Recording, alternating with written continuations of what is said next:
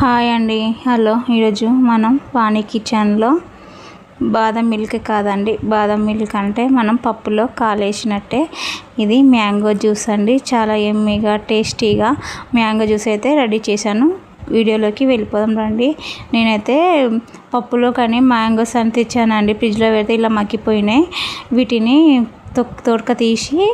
తొక్క తీసి వేసుకుంటున్నాను.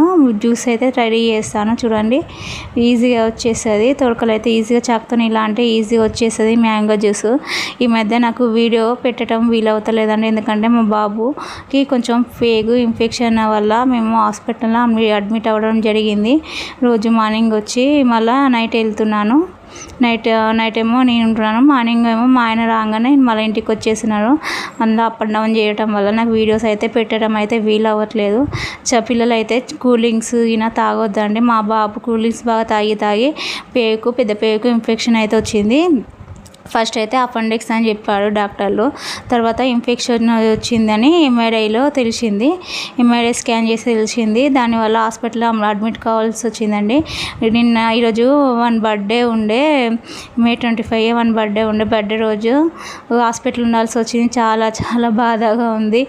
కానీ ఈ హాస్పిటల్ తిరగడం వల్ల నాకైతే వీడియోస్ అప్లోడ్ చేయడం, వీడియో తీయడం అనేది నాకు వీలవ్వట్లేదు. వీలైనప్పుడల్లా కొంచెం వీడియో తీస్తున్నానండి.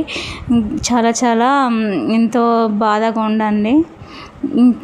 ఈ వీడియో అండి ఇంటికి వచ్చినప్పుడు జ్యూస్ చేద్దామండి, మామూలుగా తీసానండి.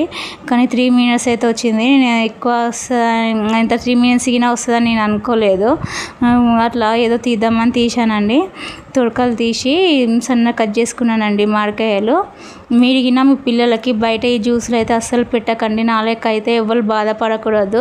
మీ పిల్లలకి ఏదైనా ఇంట్లోనే రెడీ చేసి ఇవ్వండి.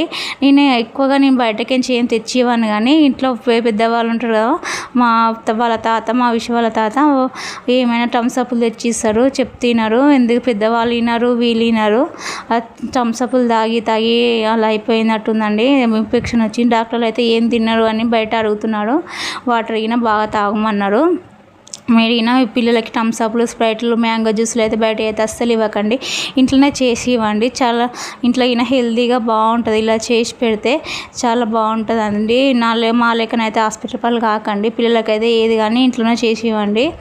మా బాబుకి అయితే ఎక్కువ శాతం నేనైతే ఇంట్లో ఫ్రైడ్ రైస్ కానీ చికెన్ రైస్ ఏదైనా ఇంట్లోనే చేసి పెడతా. బయటనైతే ఎప్పుడో ఒకసారి తెచ్చి పెడతానండి. అస్సలు బయట ఫుడ్ అయితే అసలు పెట్టానండి. ఎప్పుడో ఒకసారి తెచ్చుకుంటారు ఫ్రైడ్ రైస్, కానీ అది కూడా డేంజరే. ఇప్పుడైతే మాకైతే బుద్ధి వచ్చింది. బయట అయితే అస్సలు పెట్టాము. నేనైతే ఎక్కువ శాతం ఇంట్లోనే రెడీ చేసి ఇస్తానండి. నేను ఈ చిన్న ముక్కలు ఉన్నాయి కదండి, జ్యూస్లో వేసాను, ఐస్ వాటర్ పోసానండి.